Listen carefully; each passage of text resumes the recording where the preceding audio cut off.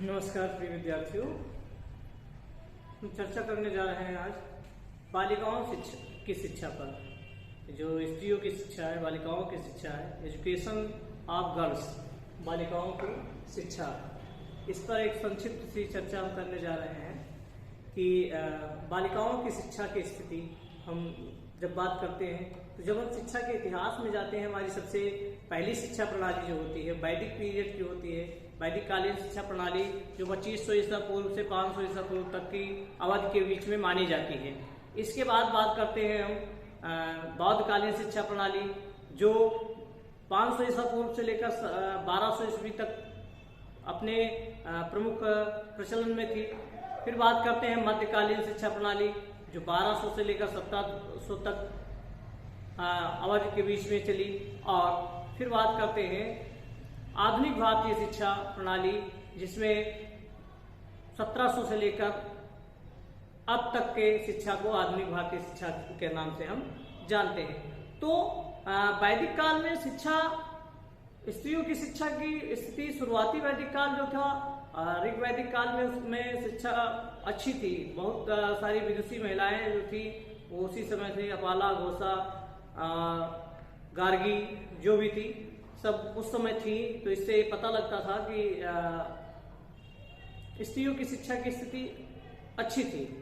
स्त्रियों को, महिलाओं को हमारी प्रथम शिक्षिका के रूप में माना गया है। बच्चों की प्रथम शिक्षिका जो होती है वो महिलाएं ही होती हैं।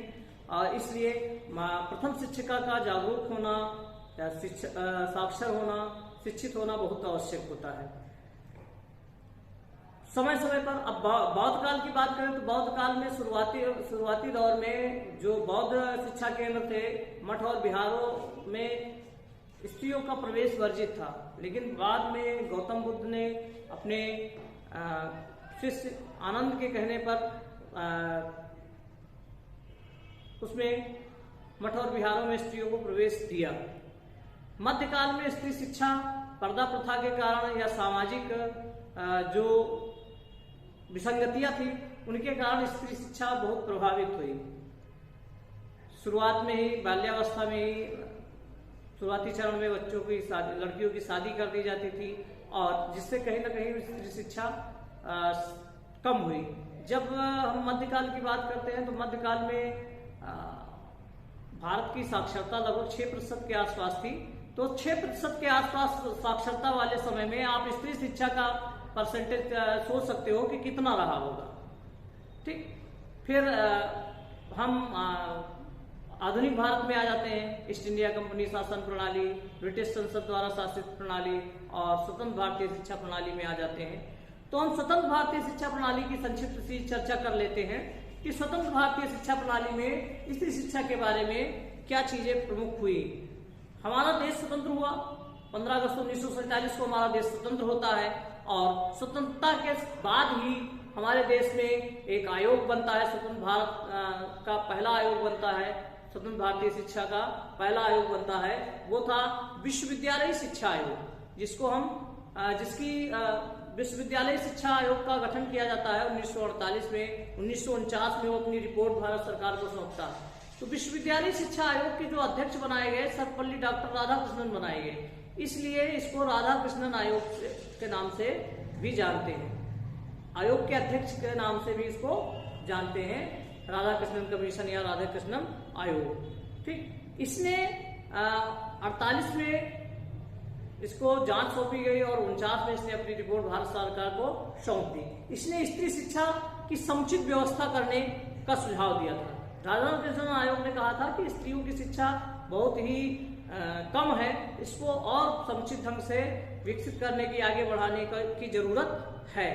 1950 में हमारा संविधान, 26 जनवरी 1950 को हमारा संविधान लागू होता है और इस संविधान के अनुच्छेद, अभी हमने इसके पहले की वीडियो में हमने चर्चा की थी, जो संवैधानिक प्रावधान किए गए थे शिक्षा से संबंधित, उसमें अनुच्छेद 15(3)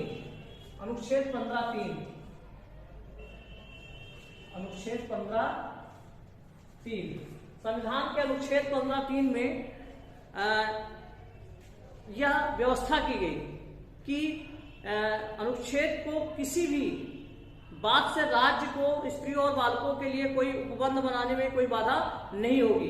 राज्य चाहे तो स्त्रियों के लिए और बालकों के लिए, बच्चों के लिए विशेष उपबंध कर सकता है, इसमें किसी भी प्रकार की कोई बाधा नहीं आएगी। यह अनुच्छेद 15(3) में इसकी चर्चा की गई थी। ठीक, 1951 में बालिका शिक्षा के प्रचार एवं प्रसार के लिए योजनाबद्ध तरीके से कार्य शुरू किए गए। 1951 में बालिका शिक्षा के प्रचार एवं प्रसार के लिए योजनाबद्ध रूप से कार्य शुरू किया गया। 1958 में केंद्र सरकार ने राष्ट्रीय महिला शिक्षा समिति 1958 में केंद्र सरकार ने स्त्री शिक्षा के सुझाव देने के लिए, स्त्री शिक्षा पर सुझाव देने के लिए 1958 में केंद्र सरकार ने स्त्री शिक्षा पर सुझाव देने के लिए श्रीमती दुर्गाबाई देशमुख की अध्यक्षता में राष्ट्रीय महिला शिक्षा समिति का गठन किया। केंद्र सरकार ने राष्ट्रीय महिला शिक्षा समिति का गठन किया 1958 में, और जिसकी अध्यक्ष बनाई गई श्रीमती दुर्गाबाई देशमुख।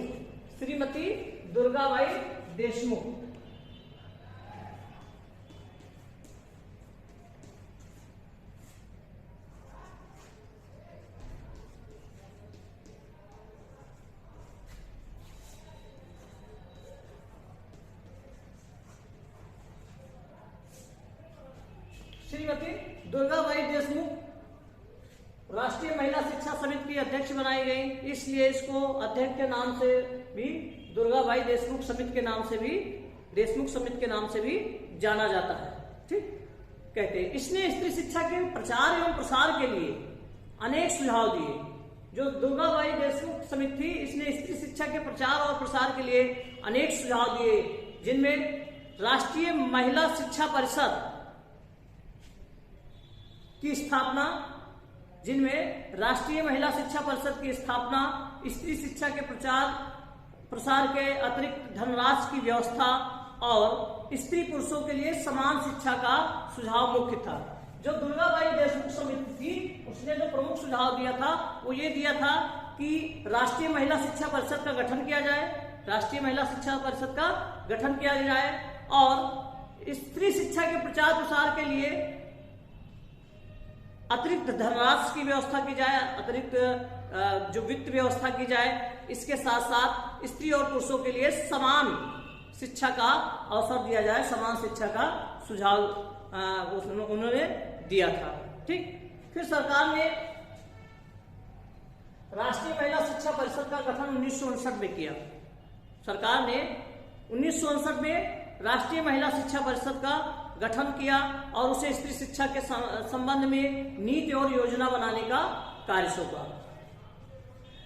केंद्र सरकार ने राष्ट्रीय महिला शिक्षा परिषद का गठन 1959 में किया और उसने कहा कि स्त्री शिक्षा के प्रचार प्रसार और उसके संबंध में नीति और योजना का कार्य सौंपा कि नीति और योजना क्या होनी चाहिए, इसके बारे में सुझाव दो।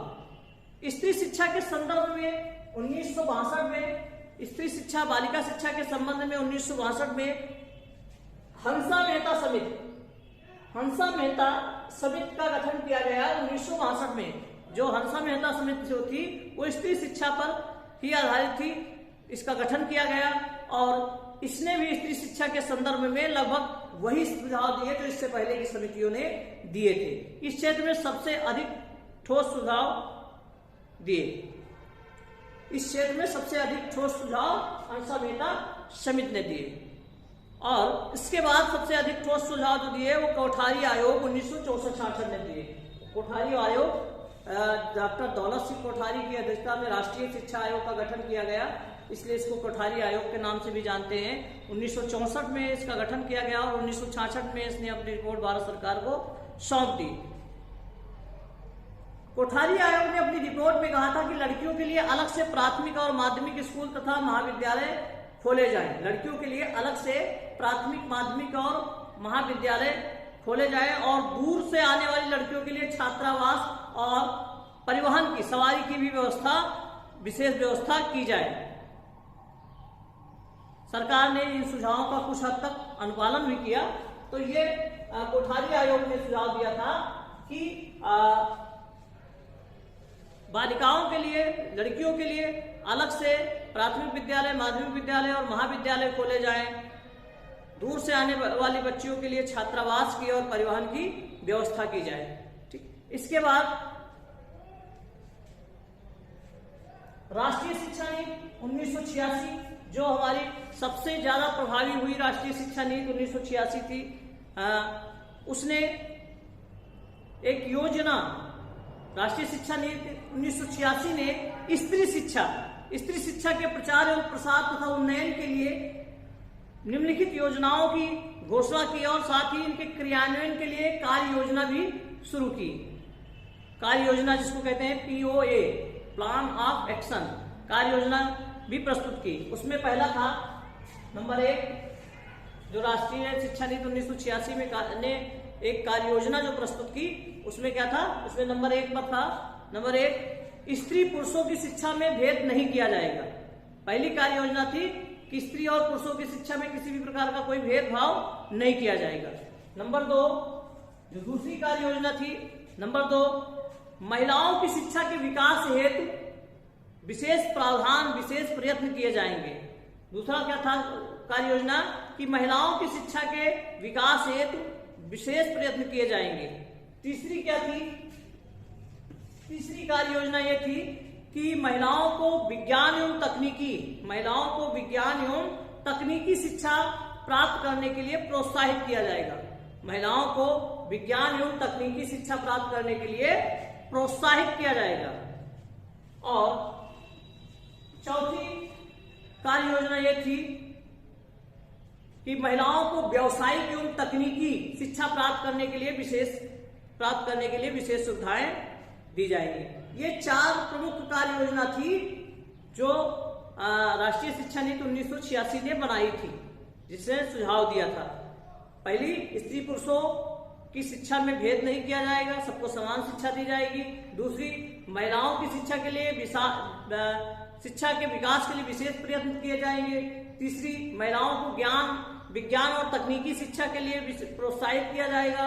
और चौथी, महिलाओं को व्यावसायिक और तकनीकी शिक्षा प्राप्त करने के लिए विशेष सुविधाएं दी जाएंगी। ये 4 योजनाएं बनाई गई। ठीक, इसके बाद हम बात करते हैं महिला समाख्या कार्यक्रम।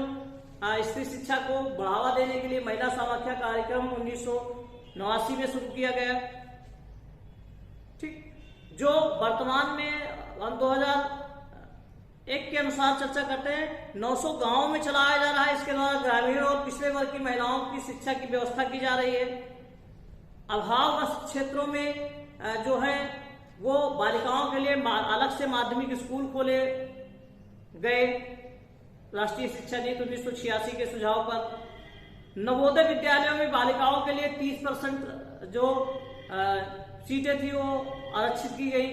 जो नवोदय विद्यालय चल रहे हैं, नवोदय विद्यालयों में 30% सीटें बालिकाओं के लिए आरक्षित की गई। ठीक, माध्यमिक और उच्च माध्यमिक स्तर पर निःशुल्क छात्रावासों की सुविधा बढ़ाई गई। बालिकाओं के लिए माध्यमिक स्तर तक की शिक्षा निःशुल्क कर दी गई और कुछ प्रांतों में इसके लिए उच्च शिक्षा भी निःशुल्क है। निर्धन वर्ग की छात्राओं के लिए आर्थिक सहायता दी जा रही है। लड़कियों के लिए विशेष छात्रवृत्तियों का प्रावधान है।